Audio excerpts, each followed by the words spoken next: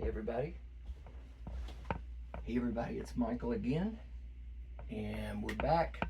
We're getting close to finishing up this brook trout. And I lied. I did a little more on this guy. So I'm going to show you that's the real finished product there. So it's called It's Snowing in Yellowstone. That's the one I snuck in. I showed y'all that in the last video. So anyway, today we're going to work on this brook trout. We're getting close to finish it. We're going to put its spots on. And we're going to talk about the problem with religion. You know, I grew up in the church. I mean, if the doors were open, we were there. We went, what the heck? Sorry about that. We went Sunday morning. We went Sunday evening. We went Wednesday evening. And we were usually there for a youth group function during the week. I mean, I grew up in the church. So, you know, these are some of the things that made me start questioning it. You know, the big thing was the idea of forever. You know, that's an idea that's just tossed around in the Bible. Like, you're going to be in hell forever. You're going to be with God forever. Does anybody ever stop to think about how long forever is?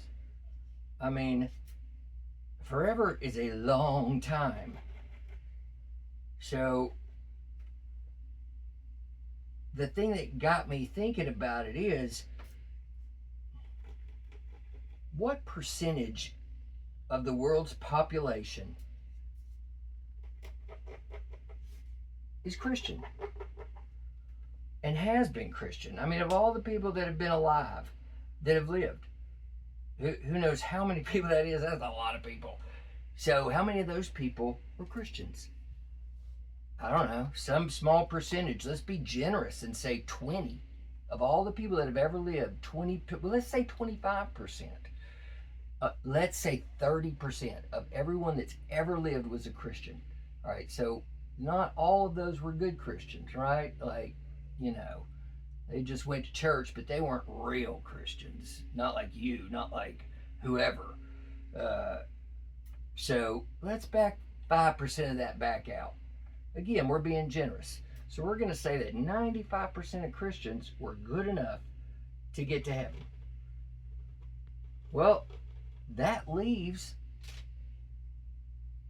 what? That leaves a lot. That leaves 80% of all the people that ever lived not going to heaven. According to the Bible, they're going to hell. For how long? Forever. Not for 10 years, not for 50 years, not for 100,000 years, not for 100,000 trillion years, which I don't even know what that number is, but it's big. And when you get there, you're not even getting started. You haven't even started. You got forever to go in hell, burning, suffering, because your parents told you that Christianity was a silly foreign religion. You're a Hindu. You're a Muslim. And so you went with that. You know, people have a terrible tendency of accepting other people's truths. You know, so yeah, it's getting to the truth of a matter may not always be the easiest thing. And so, you know, a lot of people, especially where it's very important in the spiritual matters and whatnot, people, you know, they just accept other people's truths instead of going out and finding their own. So,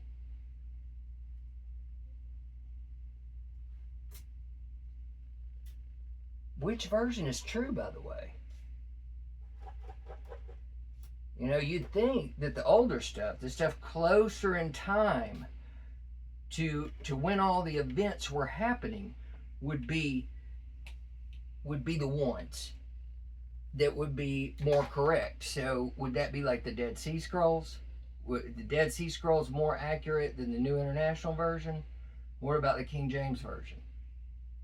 Oh my goodness. What about these? What about the Ethiopian Orthodox Bible?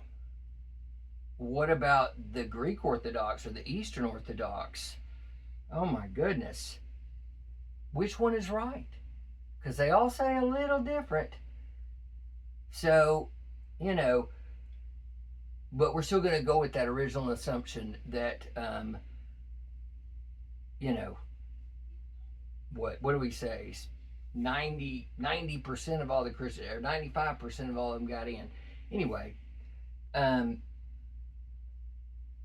so my question is, we're back thinking about forever, which is a mighty long time. So God, the God of the Bible, created, or 80% of the souls he created, he did so knowing full well, because he knows everything, right? So he knew that they were going to die, not a Christian, and they were going to have to go to hell forever. So, I mean, let's back it down. Let's say, where were we? 25%. So it's not 80, it's 75. So, or let's even say half the people in the world are good Christians. That still leaves half of the people burning in hell forever. And God knew that when he created them. What? I can't get down with that. I'm not going to. I mean, that's cruel. You know, which brings me to another point, is the cruelty of the Old Testament. I mean, genocide over and over and over again. Kill every man, woman, children, take their stuff. I mean, that sounds like Hitler talking to his troops. That doesn't, or the Russian, that sounds like Putin talking to his troops. That doesn't sound like a God I want to follow. Over some property, he couldn't just give them some other land somewhere else. It had to be that land, and everyone had to die. Come on. That's cruel. It's sick. Why did he even allow that land to be inhabited?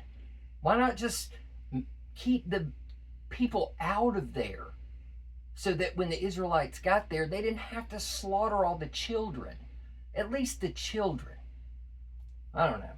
It just, you know, those two things, the idea of sending everybody to hell forever and the cruelty of the Old Testament, that ought to be enough.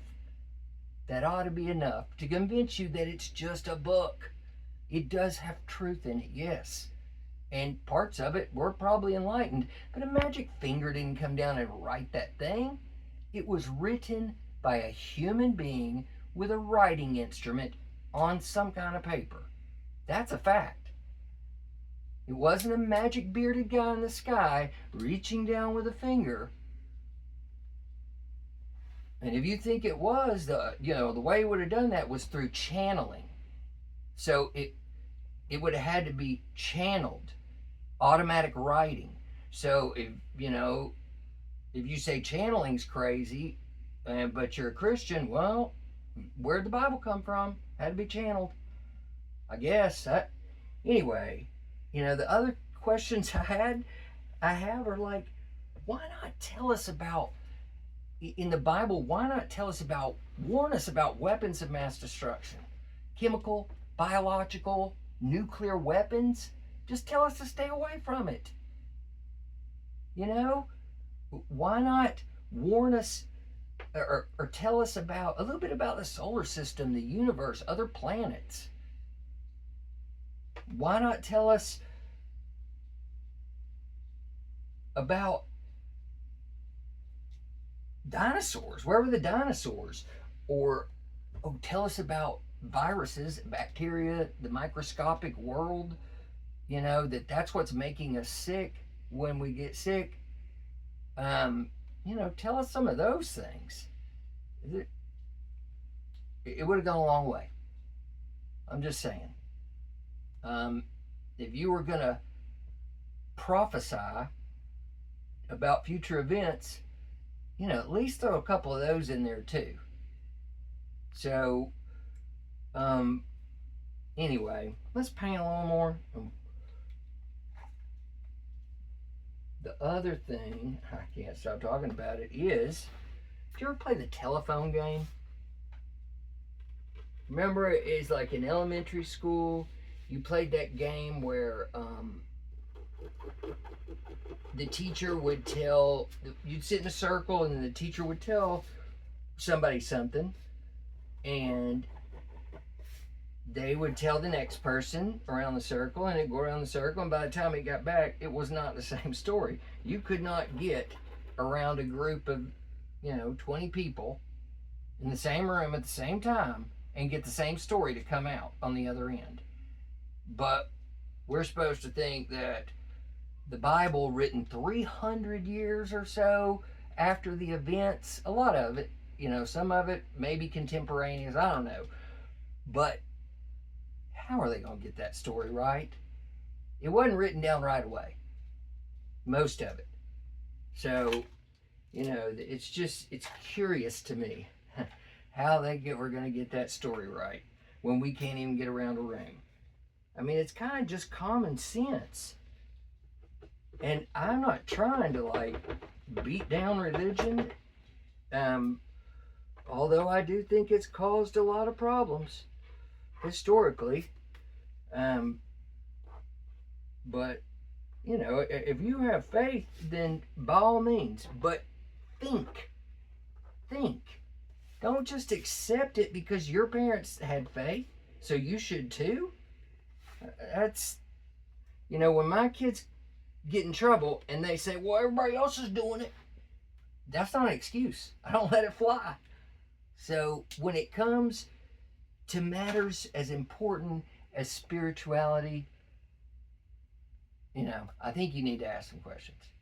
So anyway, that's all I got to say on that. The brook trout getting its spots right there.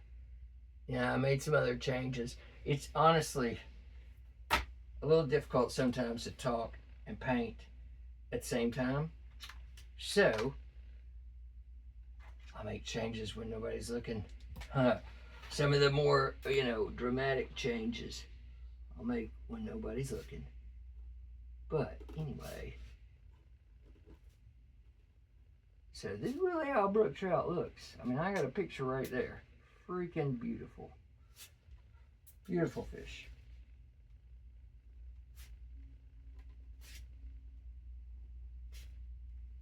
Never caught one myself.